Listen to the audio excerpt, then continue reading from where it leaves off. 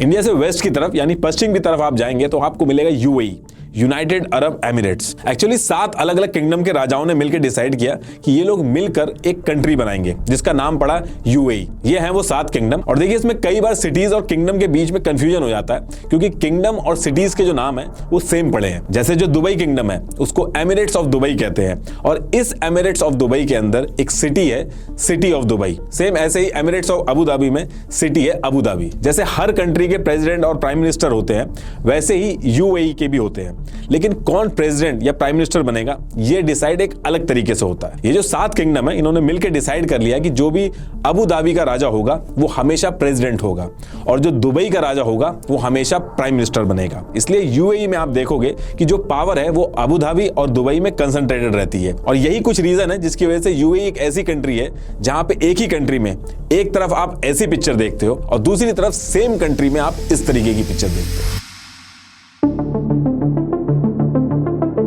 देखिए दुबई आज जो भी है उसके पीछे रीजन क्या रहे हैं उसको समझने के लिए हमें थोड़ा सा पीछे जाना पड़ेगा। ईयर 1820 की बात करें तो आज जो यूएई है उस पर्टिकुलर टाइम पे कुछ भी नहीं था इस एरिया में। अलग अलग किंग यानी कि शेख अपने अपने एरिया को रूल करते थे और इस एरिया को शेखडम कहा जाता था। आज जहां पे दुबई है वो तब मछुआरों का एक गांव कहलाता था जो अबू धाबी की सल्तनत में आता था। 1833 में शेख मखदूम बिन ने इसे अबू धाबी से अलग करके एक अलग किंगडम बनाया था और इन्हीं को दुबई का फाउंडर भी कहा जाता है। अभी भी जो दुबई के रूलर है वो इसी खानदान से है। अब इसके कुछ टाइम बाद 1853 में ब्रिटिशर्स जो पूरे वर्ल्ड पे अपना राज कर रहे थे वो लंदन से बॉम्बे जाने के लिए ये एरिया यूज करते थे, लेकिन परेशानी ये थी कि इस जगह से निकलते हुए अंग्रेजों के साथ लूट होती थी।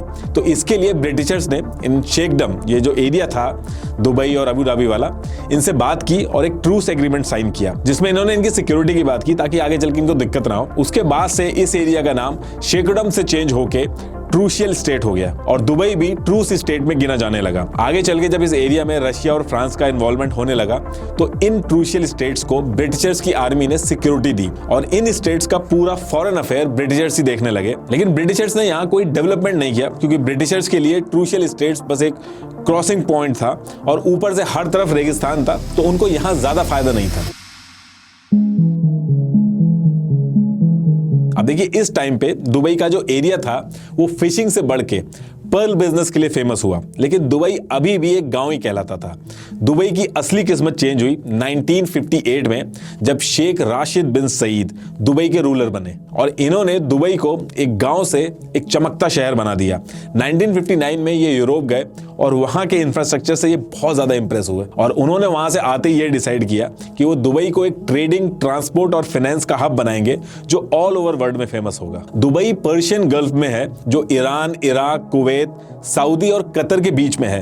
साथ में ये रूट एशिया, अफ्रीका और यूरोप को भी कनेक्ट करता है। तो दुबई की जो स्ट्रेटेजिक लोकेशन थी वो बहुत ही अच्छी थी और इसी चीज को ध्यान में रख के शेख राशिद ने जो इनके पास नेचुरल दुबई क्रीक यानी कि खाड़ी थी जिसमें छोटी छोटी नाव तो आती थी लेकिन बड़े शिप्स नहीं आ पाते थे, शेख राशिद ने इसको और गहरा करवाया और चौड़ा करवाया ताकि बड़े शिप्स भी आ सके, सिर्फ छोटी नाव तक ये सीमित ना रहे। इसके लिए इन्होंने जो भी पैसा था सब इसमें ही लगा दिया और लोन भी लिया। ये एक बहुत बड़ा रिस्क था और इसको लेके शेख राशिद को बहुत ज्यादा सुनना भी पड़ा था कि ये क्या कर रहे हैं, किसी को समझ में नहीं आ रहा था। लेकिन ये बहुत ही बड़ा सक्सेस निकला। इसकी वजह से दुबई में बड़े बड़े शिप्स आने लगे जिससे दुबई के पास का जो मार्केट था वो बहुत अच्छा चलने लगा। शेख राशिद यहाँ पे भी रुके नहीं, इन्होंने एयरपोर्ट बनवाया, इंफ्रास्ट्रक्चर पे बहुत सारा पैसा लगाया। जो भी पैसा आ रहा था ये सब इन्हीं सब चीजों में लगवा रहे थे जिसको लेके इनकी दूर दूर तक मजाक भी उड़ी क्योंकि इस पूरे प्रोजेक्ट के लिए पैसे बहुत ज्यादा लग रहे थे जिसकी दिक्कत पड़ रही थी इनको। अब होता यह है कि 1966 में दुबई में ऑयल निकलता है लेकिन काफी कम निकलता है एज कंपेयर टू जो इनकी नेबरिंग कंट्री थी उसके कंपैरेटिवली कम निकलता है। लेकिन शेख राशिद का मानना था कि ऑयल मिल तो गया है पर वो ज्यादा दिन नहीं चलेगा, इसलिए उन्होंने इस मिले हुए ऑयल का पैसा भी इंफ्रास्ट्रक्चर डेवलपमेंट में ही लगाया। और उन्होंने उस टाइम पे एक लाइन भी कही थी जो आज तक बहुत फेमस है। उन्होंने कहा कि मेरे दादा ऊंट की सवारी करते थे और मेरे पिता भी ऊंट की सवारी करते। मैं मर्सिडीज चलाता हूं, मेरा बेटा लैंड रोवर चलाएगा, उसका बेटा भी लैंड रोवर चलाएगा, लेकिन हालात ऐसे होंगे कि उसके आने वाला बेटा दोबारा से ऊंट चलाएगा। इसलिए वो दुबई को एक ऐसी सिटी बनाना चाहते थे जिसकी डिपेंडेंसी ऑयल पे ना हो। जब शेख राशिद दुबई में इंफ्रास्ट्रक्चर वगैरह बना रहे थे तो पैरेलली भी उस रीजन में बहुत सारी चीजें हो रही थी। जैसे दुबई को ब्रिटिशर्स से इंडिपेंडेंस मिल गई। ब्रिटिशर्स इसलिए चले गए क्योंकि ब्रिटिशर्स को इस एरिया की सिक्योरिटी मेंटेन करने के लिए काफी पैसा लगाना पड़ता था। तो जो ब्रिटिशर्स थे वो 1968 में यहां से चले जाते हैं और दिसंबर 1971 में जितने भी किंगडम थे ये सब एक हो जाते हैं। रस अल खाइमा ये जो किंगडम था ये 1 साल बाद ज्वाइन करता है, तो टोटल 7 किंगडम मिलके एक कंट्री बना लेते हैं। अब दुबई खुद में एक तो किंगडम था, लेकिन as a country UAE represent करता था। देखिए, जब भी शिप्स एक जगह से दूसरी जगह जाते हैं तो फ्यूल फिलिंग के लिए या फिर लोडिंग अनलोडिंग के लिए पोर्ट्स की जरूरत पड़ती है, और दुबई एक ऐसी स्ट्रेटेजिक लोकेशन पे था कि उस पर्टिकुलर एरिया से बहुत सारी शिप्स को आना जाना पड़ता था। शेख राशिद ने इस चीज की इंपॉर्टेंस को उसी पर्टिकुलर टाइम पे समझ लिया और पोर्ट राशिद बनवाया। इस पोर्ट की वजह से वहां शिप्स रुकने लगे, और जब कोई शिप रुकता है तो उसके आसपास बहुत बड़े लेवल पे कॉमर्शियल एक्टिविटी होती है। आप इसको ऐसे समझ लो कि कोई गांव है, उसके पास से एक हाईवे निकल के जाए और गांव वाले पेट्रोल पंप से लेके खाने पीने तक हर चीज उस गांव में अवेलेबल करवा दें, तो उस गांव की कमर्शियल एक्टिविटी जो है वो बहुत ही ज्यादा बढ़ जाएगी। सेम यही चीज पोर्ट्स के साथ हुई। पोर्ट राशिद जो था उसको 1972 में बनवाया गया था, और इसकी सक्सेस को देख के 1979 में फिर से एक पोर्ट बनवाया गया, पोर्ट जेबल अली। वैसे तो उस पर्टिकुलर टाइम पे बनवाया गया था, लेकिन आज की डेट में भी ये मिडिल ईस्ट का सबसे बड़ा पोर्ट है। अब ये सारी चीजें तो दुबई में बनी रही थी, इसके साथ साथ शिप्स की रिपेयरिंग वगैरह के लिए दुबई ड्राई डॉक बनवाया गया, और जब ये सारी चीजें बनने लगी तो अब यहां से एमिरेट ऑफ दुबई चमकने लगा। जब बाकी देश तेल के पैसे से बड़े बड़े महल बना रहे थे, तो उस टाइम पे शेख राशिद की सोच एकदम अलग थी, और इसके कुछ टाइम बाद ही एक ऐसी चीज की गई जो किसी ने एक्सपेक्ट नहीं की थी। ऐसे टाइम पे जब सारे पोर्ट्स रेडी थे दुबई में, शिप्स खूब आ रहे थे, तो पोर्ट पे पैसे और बढ़ाने की बजाय शेख राशिद ने अनाउंसमेंट कर दी कि दुबई का port Jebel Ali commercial free zone है। इसका मतलब यह हुआ कि इस एरिया से जो भी शिप गुजरेगा उसको टैक्स नहीं देना होगा। उस पूरे एरिया को टैक्स फ्री कर दिया गया, जिससे import duty, export duty, manufacturing tax सब माफ कर दिए गए। शेख राशिद का ये एक गेम चेंजर मूव था, क्योंकि इतना कुछ करने की वजह से ये जो रूट था ये एक बहुत ही फेवरेट रूट बन गया था हर किसी का, और दुबई की जीडीपी का लगभग 24% हिस्सा यहीं से आने लगा था, और दुबई एक बहुत ही बड़ी सिटी बनने की तरफ बहुत ही तेजी से बढ़ने लगा, जिसका सारा क्रेडिट जाता है शेख राशिद और उनके बोल्ड डिसीजन को, जो इनकी सोच उस पर्टिकुलर टाइम पे थी। आज भी कई ऐसे लीडर्स हैं जो ऐसा सोचने और एग्जीक्यूशन करने में बहुत झिझकेंगे। दुबई को डेवलप करने के लिए बाहर से भी हाईली स्किल्ड लोगों को बुलाया गया, क्योंकि उनको पता था कि किसी भी कंट्री की ग्रोथ तभी होती है जब पॉपुलेशन स्किल्ड हो और लोगों में आगे बढ़ने की हंगर हो। टेक्निकल वर्ल्ड में ग्रोथ करने के लिए जरूरी है करंट टेक्नोलॉजी और मार्केट की नॉलेज हो। डिमांड रैपिडली चेंज हो रही है।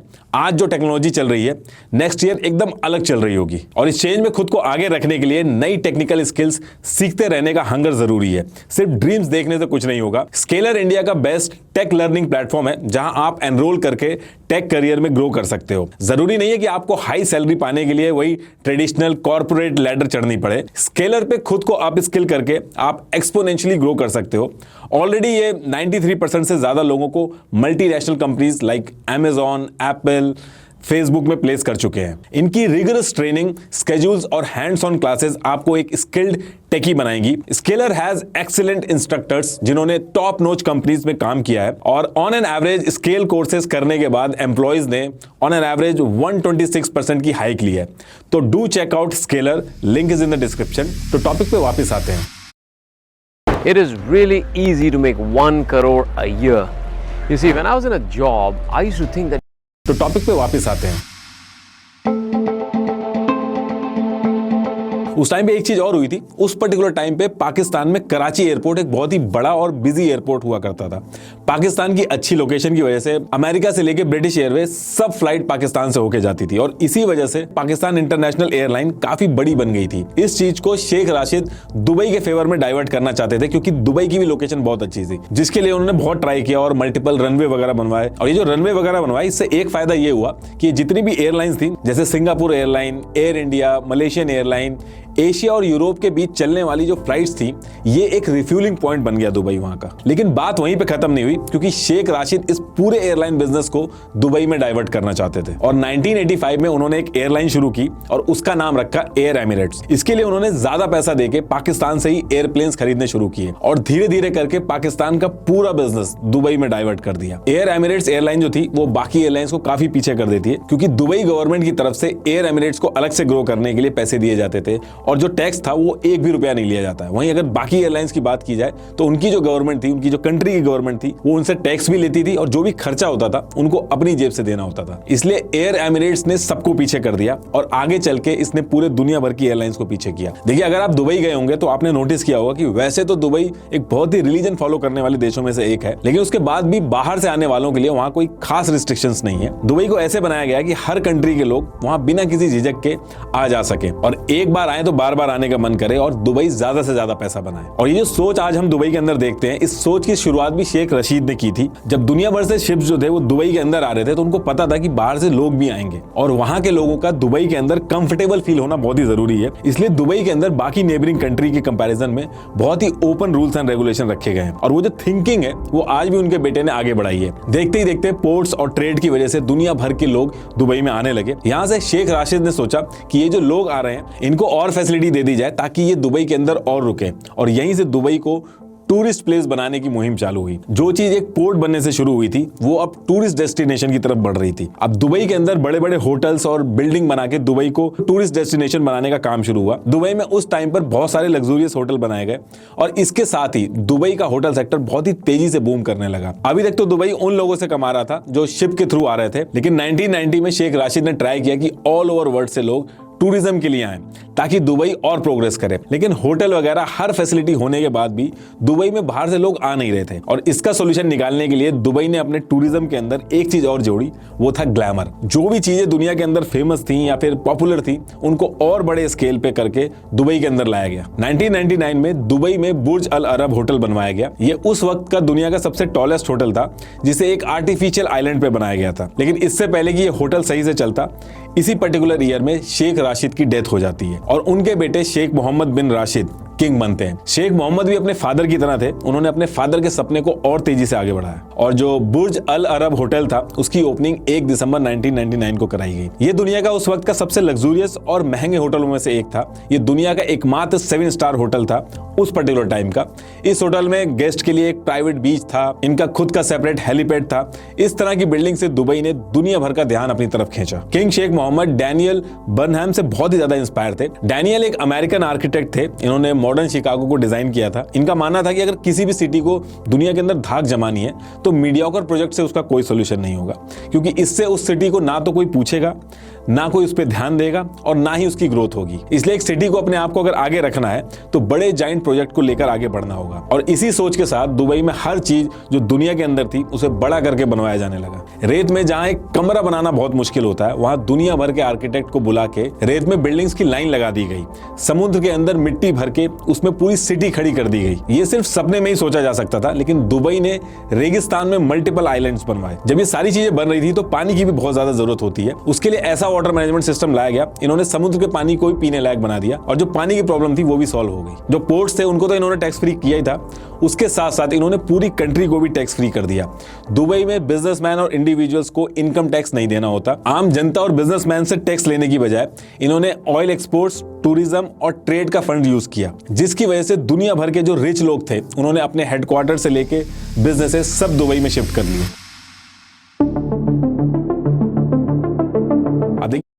व्हाट्सएप पे कई तरीके के लिमिटेशन है जो हमारी बिजनेस की ग्रोथ में एक ब्लॉकर की तरह आते हैं। व्हाट्सएप पे बल्क ब्रॉडकास्टिंग करते ही नंबर ब्लॉक हो जाता है। देखिए, टूरिज्म और बिजनेस मॉडल की वजह से दुबई में बाहर से काफी लोग आ गए थे। लगभग 35 लाख के करीब दुबई में लोग रहते हैं, जिसमें से एमिराटी परमानेंट सिटीजन सिर्फ 3 लाख ही हैं। अब भले ही दुबई में बाहर के लोग ज्यादा रहते हों, लेकिन दुबई किसी बाहर वाले को सिटीजनशिप नहीं देता है। दुबई के जो सिटीजन होते हैं वो सिर्फ अरबी ही होते हैं जो 1925 से पहले सेटल हुए हों या फिर जिनके माता पिता एमिराटी हों। एमिराटी मतलब यूएई का सिटीजन। और इनके रूल के हिसाब से सिर्फ ऐसा नहीं है कि एमिराटी से शादी कर ली तो सिटीजनशिप मिल जाएगी। सिर्फ फीमेल्स को ही मिल सकती है, वो भी शादी के 7 साल और एक बच्चा होने के बाद। इन केस अगर बच्चा नहीं होता है तो 10 साल के बाद फीमेल को सिटीजनशिप मिलेगी। और मेल के लिए शादी से सिटीजनशिप लेने का ऑप्शन नहीं मिलता है। हाँ, एक तरीका है जिसमें बाहर के लोगों को भी दुबई की सिटीजनशिप मिलती है। अगर कोई दुबई के बाहर का साइंटिस्ट, डॉक्टर या आर्टिस्ट है जिनका 10 साल का एक्सपीरियंस है और जिनको इंटरनेशनल अवार्ड मिला हो, या फिर कोई बड़ा रेपुटेड इन्वेस्टर हो और उसका कोई क्रिमिनल रिकॉर्ड ना हो, तो उस केस में दुबई सिटीजनशिप देता है बाहर वाले लोगों को भी। लेकिन वोटिंग राइट्स उसके बाद भी नहीं मिलते उनको। दुबई की जो सिटीजनशिप है उसके बहुत ही ज्यादा फायदे हैं। Free education, free health care, housing allowance, cost of living allowance जैसी चीजें मिलती हैं। ये एक तरह की मंथली इनकम होती है। और अगर आप प्राइवेट सेक्टर में काम करते हो तो आपको 1,50,000 रुपए तक का मंथली टॉपअप भी दिया जाता है। अगर जमीन नहीं है आपको तो आप ट्राई कर सकते हो गवर्नमेंट को रिक्वेस्ट करके कि आपको जमीन चाहिए, तो जमीन भी मिल सकती है आपको फ्री में। काफी सारी सब्सिडीज और जॉब्स में प्रेफरेंस मिलती है जो सिटीजन होते हैं, एमिराटी होते हैं। एक एमिराटी सिटीजन पैदा होते ही बिना कुछ करे मिलेनियर बन जाता है। ये सारी फैसिलिटीज इसलिए भी दी जाती है ताकि दुबई के जो सिटीजन है वो खुश रहे, क्योंकि अगर वो सिटीजन खुश खुश नहीं रहेंगे तो डेमोक्रेसी की बातें उठने लगती हैं। 2011 में पूरे मिडिल ईस्ट में डेमोक्रेसी के लिए प्रोटेस्ट हुए, लेकिन दुबई में एक भी प्रोटेस्ट नहीं हुआ, क्योंकि दुबई के सिटीजन इस पर्टिकुलर सिस्टम को चेंज नहीं होने देना चाहते। देखिए, दुबई एक ऑटोक्रेटिक इस्लामिक स्टेट है जहां उसके सिटीजन तो बहुत खुश हैं, लेकिन हर किसी के लिए दुबई की जर्नी अच्छी नहीं रहती। जितने कम टाइम में दुबई बना है, उसको बनाने के लिए बहुत ही ज्यादा वर्कर्स लगे हैं, और ये सारे वर्कर्स दुबई के सिटीजन नहीं बल्कि इंडिया, पाकिस्तान, बांग्लादेश, नेपाल, फिलीपीन से आते हैं। इनके वर्किंग कंडीशन अच्छे नहीं होते, पे कम होता है, और कई केसेस में एम्प्लॉयर्स जो होते हैं वो इनकी सिचुएशन का मिसयूज करते हैं। दुबई में और गल्फ के बाकी देशों में जब फॉरेन वर्कर्स काम करने आते हैं तो वो सीधे काम करने नहीं आ सकते, वो एक सिस्टम के थ्रू आते हैं जिसको कफाला सिस्टम बोला जाता है। इस सिस्टम के थ्रू गवर्नमेंट दुबई के एम्प्लॉयर्स को परमिशन देती है कि वो बाहर से वर्कर्स ला सकें। इस परमिशन के बाद एम्प्लॉयर्स बाहर से आए वर्कर्स को टिकट के पैसे दे के बुलाते हैं और रहने के लिए जगह और सैलरी देते हैं। ये जो कफाला सिस्टम है, इसके थ्रू जो बाहर से वर्कर दुबई में काम करने आते हैं, उनका एम्प्लॉयमेंट और रहने वाला जो वीजा है वो दोनों लिंक्ड होता है। तो एक तरह से गवर्नमेंट की बजाय बाहर से जो वर्कर्स आते हैं, उनका जो लीगल स्टेटस होता है वो एक प्राइवेट आदमी के हाथ में होता है, बेसिकली इनके एम्प्लॉयर के हाथ में चला जाता है। और यही एक बहुत बड़ी दिक्कत है इस सिस्टम की, क्योंकि जो एम्प्लॉयर बाहर से वर्कर्स को वीजा स्पॉन्सर करके बुलाता है, अगर उसके वर्कर को काम छोड़ना हो तो उसके लिए एम्प्लॉयर की मंजूरी चाहिए होती है। एक बाहर से आए हुए वर्कर के लिए बिना परमिशन के वर्क प्लेस छोड़ना एक क्राइम है, जिसके लिए उसको सजा भी हो सकती है। वेस्टर्न मीडिया में कफाला सिस्टम को मॉडर्न स्लेवरी बताया जाता है। इस सिस्टम में कुछ एम्प्लॉयर्स वर्कर्स के पासपोर्ट, वीजा और फोन रख लेते हैं। ये जो वर्कर्स हैं ये ओवर क्राउडेड डॉर्म्स में रहते हैं। कुछ केसेस में तो इनसे गलत तरीके से कॉन्ट्रैक्ट भी साइन करा लिए जाते हैं, क्योंकि वो वहां की लैंग्वेज नहीं समझते हैं। कई केसेस में तो जो उनके पासपोर्ट्स थे उनको दूसरे एम्प्लॉयर्स को बेच दिया गया था। 2014 में ह्यूमन राइट वॉच की एक रिपोर्ट आई जिसने यूएई में अब्यूज फेस करने वाली फीमेल डोमेस्टिक वर्कर्स की एग्जैक्ट सिचुएशन बताई। इसमें बताया गया कि फीमेल्स को उनके एम्प्लॉयर्स ने फिजिकली अब्यूज किया, उनको उनकी वेजेस नहीं देते हैं, फैमिली मेंबर से बात नहीं करने दिया गया था, उनको दिन में 20-20 घंटे भी काम कराया गया, सिर्फ 4 घंटे सोने दिया गया, और छुट्टी भी नहीं दी गई। साथ में ऐसा कोई भी इमरजेंसी हेल्पलाइन नंबर नहीं था जहां पे वो इन सब चीजों की कंप्लेन कर सके। जब इन सारी चीजों का बहुत क्रिटिसिज्म हुआ तो 2017 में यूएई नए वर्कर प्रोटेक्शन लॉ लेकर आया, जिससे काफी हद तक चीजें सुधरी हैं। लेकिन 2022 में जब द गार्जियन की रिपोर्ट आई जिसमें बताया गया कि दुबई एक्सपो जो चल रहा था उसमें आए हुए वर्कर्स के जो पासपोर्ट्स थे वो फिर से छीन लिए गए और लेबर लॉ फॉलो नहीं किए गए, तो फिर से क्वेश्चन उठने लगे। देखिए, यहाँ पे मेल सिटीजन के लिए तो रूल सही है, लेकिन फीमेल सिटीजन के लिए रूल अभी भी बहुत ही स्ट्रिक्ट है। 2018 में दुबई के रूलर शेख मोहम्मद बिन राशिद अल, इनकी बेटी प्रिंसेस लतीफा दुबई से भाग के ओमान के जरिए गोवा पहुंच गई और उनको इंडियन कोस्ट गार्ड ने पकड़ भी लिया। तो उन्होंने बताया कि वो अपने फादर से भाग के आई हैं और उनको पॉलिटिकल असाइलम चाहिए, लेकिन इंडियन स्पेशल फोर्सेज ने उनको प्राइवेट जेट से दुबई वापस भेज दिया। बाद में 2021 में उन्होंने फिर से एक सीक्रेटली एक वीडियो बनाया जिसमें उन्होंने ये रिकॉर्ड करके बताया कि उनके पिता ने उनको दुबई में बंधक बना रखा है और उनकी जान को खतरा है। इसी तरह जून 2019 में प्रिंस हाया बिन्त हुसैन, जो दुबई के रूलर की वाइफ हैं, वो अपने 2 बच्चों के साथ इंग्लैंड भाग गई, उन्हें वहां पे शरण दी गई। इसी तरह प्रिंसेस लतीफा की जो सिस्टर थी प्रिंसेस शमशा, उन्होंने भी जुलाई 2000 में वैकेशन मनाते हुए गायब हो गई और लंदन में रहने लगी, लेकिन फिर कुछ दिन बाद उनको किडनैप करके प्राइवेट जेट से दुबई ले आया गया और 2020 में यूके के कोर्ट ने बताया कि उनकी जो किडनैपिंग हुई थी वो उनके पिता नहीं करवाई थी। देखिए, दुबई दिखने में तो एक मॉडर्न सिटी बन गई है, लेकिन वहां पे अभी भी अथॉरिटेटिव और कंजर्वेटिव राज चल रहा है। दुबई ने कई सारे फ्रंट्स पे प्रोग्रेस करी है और कई सारे ऐसे फ्रंट्स हैं जो अभी भी पीछे हैं, लेकिन रेगिस्तान की रेत को एक बड़े मेट्रोपोलिस में कन्वर्ट करना ये किसी चमत्कार से कम नहीं है। लास्ट में एक बार फिर से आपको बता दूं कि स्केलर का लिंक मैंने नीचे डिस्क्रिप्शन में दे दिया है, please click and check it out. Thank you.